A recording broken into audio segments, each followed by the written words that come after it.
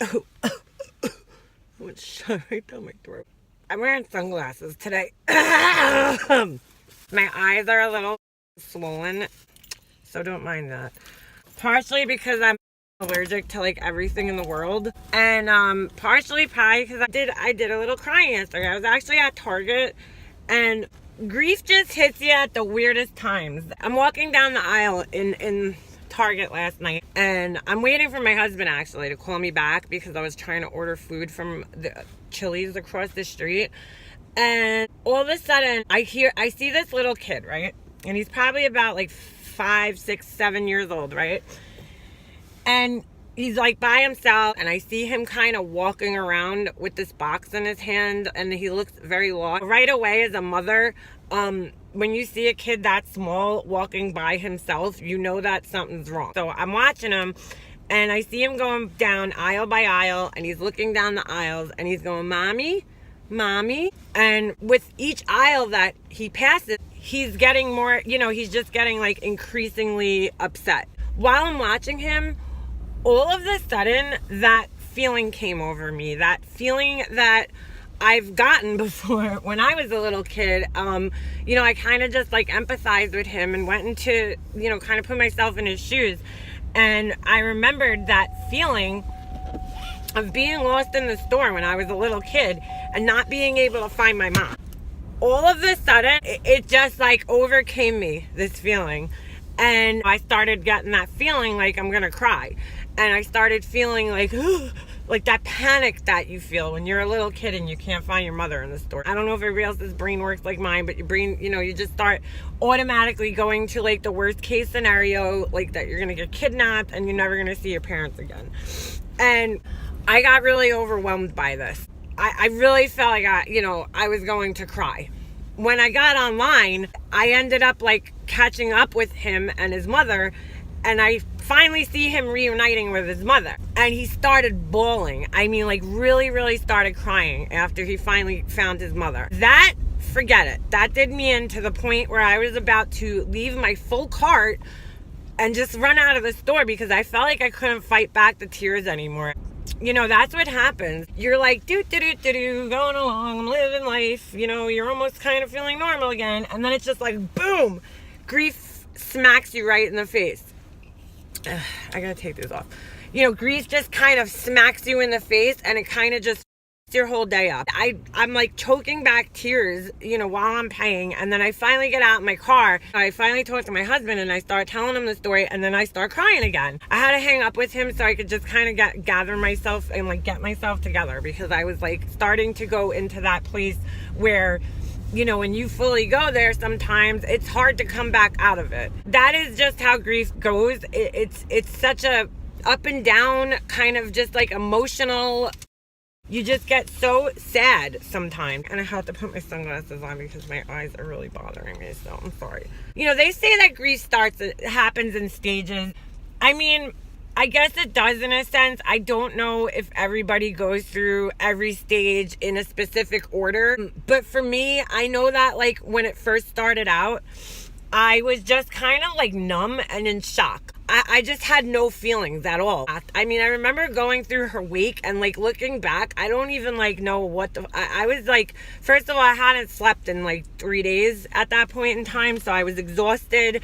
I was just drained. I mean, watching what she went through for that last month of her life, I was traumatized. I kept reliving these visions of her in the hospital, in the bed, on the dialysis machine. That last night, the last night of her life was horrifying. The way she looked, it was really scary. I don't know if you guys have ever seen anybody, hours before they die, but it is so scary. And I was pretty much sitting there alone, except thank God. And this was just like a freak thing. My girlfriend Mary that I went to school with, she was a nurse there, and oh my God, so I felt like somebody was there with me, but I was alone in the room with my mom in this horrible condition. And that scene just, it was like stuck in my head. And I know that happens to a lot of other people who are grieving. Luckily, as time has gone on, I've been able to kind of get that out of my head, and it's become a lot less vivid because it was really, really disturbing. I'd close my eyes and that's what I would see for months. So, during that time, during those first couple of weeks, I think I was just numb and was like, what the did I just go through? Just like the whole, last month, I mean, not only was I dealing with my mom passing away, but there was a lot of drama within my family, and I've come to realize it from talking to people and grief counselors and whatever, like lawyers. More often than not, the family dysfunction just kind of shines when you're in a serious situation like this. And my family really did shine. It's true what they say is that you really see the true colors of people during the hardest time of your life, and I did see the true colors of people, and unfortunately it wasn't good. It's a very, very different experience than I had when my dad passed away. When my dad passed away, it drew, my brother, my mom, and me closer together. And my mom, unfortunately, there was a lot of going on surrounding her death, I think because there was inheritance involved and that kind of. And I think it just kind of pushed people apart. On top of dealing with this, and I'm still dealing with to this day, my grief has kind of almost been put off because I was dealing with so much stuff following her death. Now it's starting to calm down, thank God, but it was a lot. But anyway, back to the grief. I mean, I was just really numb for a really long time, and I was having just visions. I was isolating myself. I still do it. I'm depressed. I am depressed. It's been a year and I'm still depressed. I still, don't feel like myself. I literally feel like I'm starting my life all over again. This sadness just follows me everywhere I go. At first, when she first passed away, I mean, I just had no desire to do anything. I really didn't. I'm looking at everybody else and I'm seeing everybody else is moving on with their life and they're going to parties and this isn't within my own family, they're dancing and they're having a good time, and I'm I start thinking in my head, is something wrong with me? Because I don't feel like doing anything fun. I don't feel like celebrating. My mom died a month before Christmas and 4 days before Thanksgiving. I didn't even go out on Thanksgiving last year. I didn't go. My husband and my son, I told them, please just go. I want to be by myself. It was she died on a Sunday, and then Monday we had one day to prepare for her wake, and then it was Tuesday, Wednesday, and then Thursday was Thanksgiving. I couldn't. I didn't even have a voice at that point in time from all the crying and talking to everybody at her wake and stress and just all the stuff. About a month later, I'm seeing pictures of my family and they're, dancing and they're celebrating and they're having a good time at this Christmas party. Somebody had sent me screenshots and I was just is something wrong with me that I just don't feel like celebrating right now? And I felt like that for a really, really, really long time. I somehow pushed myself through Christmas, and really what got me through Christmas was my mom's voice in my head, to be honest with you guys. I know it sounds crazy, but it was her voice in my head saying, Lee, don't ruin it for Jesse. It was the first year that he was kind of aware of what was going on for Christmas. So I don't know how I got my Christmas decorations out. I got all my stuff out and I just put them up and went shopping and cried a lot. I don't know. I somehow got myself through it. I pushed myself through Christmas that year. And when his birthday hit, his birthday is New Year's Eve, my son. And that was the day that everything just came crashing down on me. I felt it that day for the real first time. The grief just hit me like a freight train. I remember sitting in my living room with my husband and we're watching the ball drop. The ball just dropped and me and him just looked at each other okay. We went through hell, both of us for a year. And thank God for him. I don't even know what I'd do without him. He's my rock. I wouldn't have got through this without him. He allowed me the time to be with my mom, to grieve, and it was hard on both of us. My mom was a big part of our life. She was in our house, even though she didn't live with us. It was almost like she did. And actually the plan, if she made it out of the hospital that last time, was for her to come live with us. So it was so hard. That was when it all hit me on New Year's Eve. I was just holy, what just happened?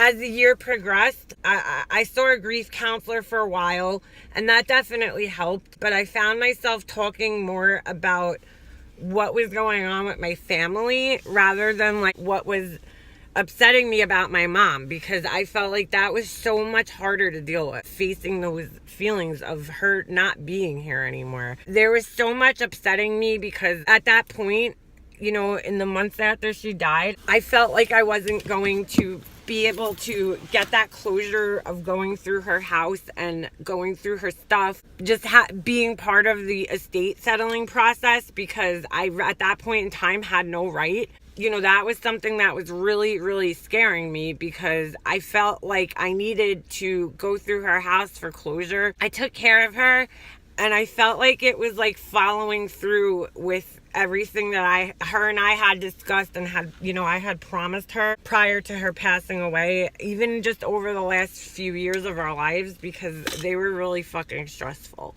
The last couple of years. I mean, my mom was like not happy. She was depressed. My brother and I weren't speaking to each other. My mom had concerns about him and his wife, trying to control everything. And I mean, I had those same, you know, concerns.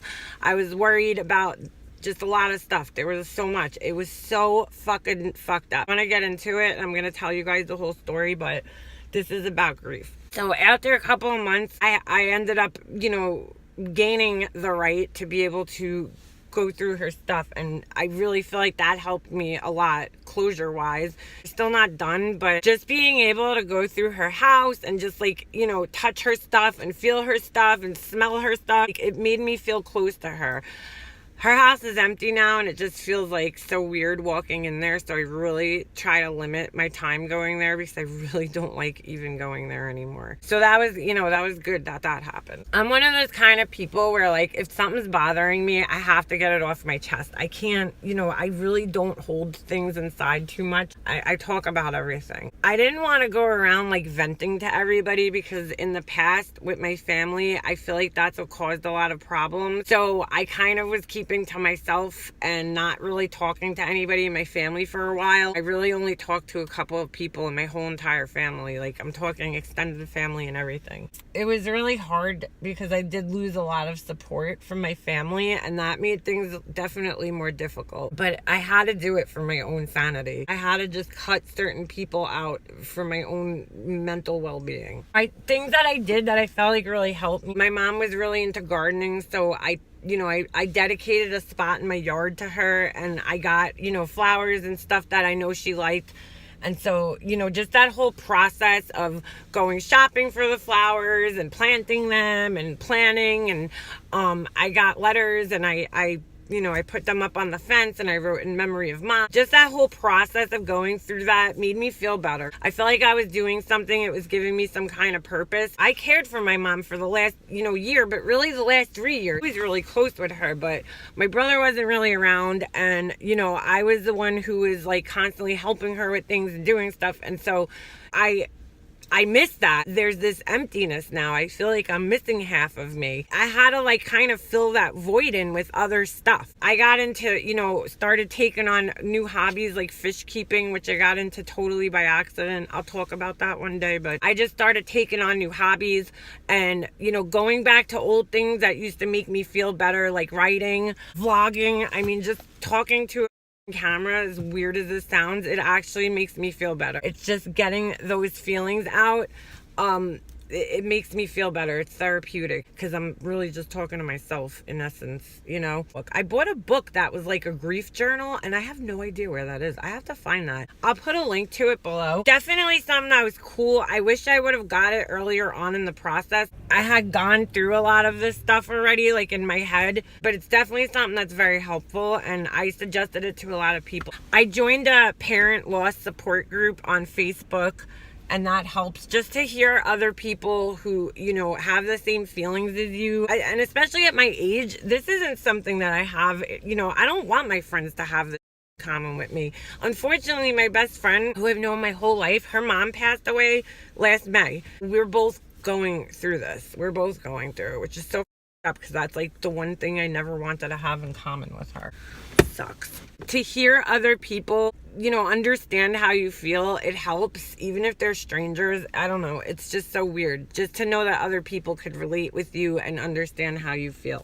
It's hard. It's hard. It's ups and downs. There's a lot of guilt, I think. I don't really have guilt as far as like, oh, I wish I helped her more. I wish I spent more time with her. I don't have that kind of guilt, and that definitely is an advantage for me. It helps me.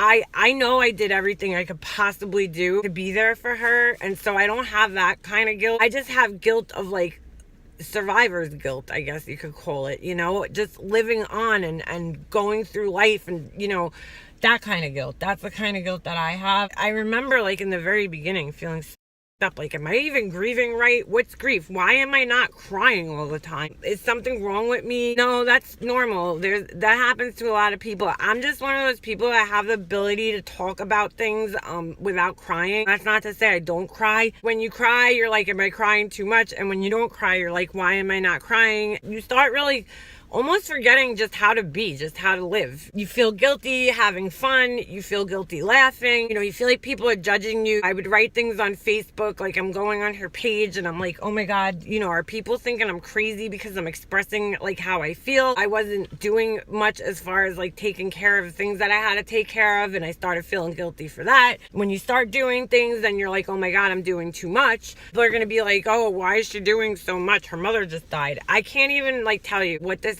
grief does to your head, because it really your head up in so many different ways, not just in the way where you're upset and you're missing the person.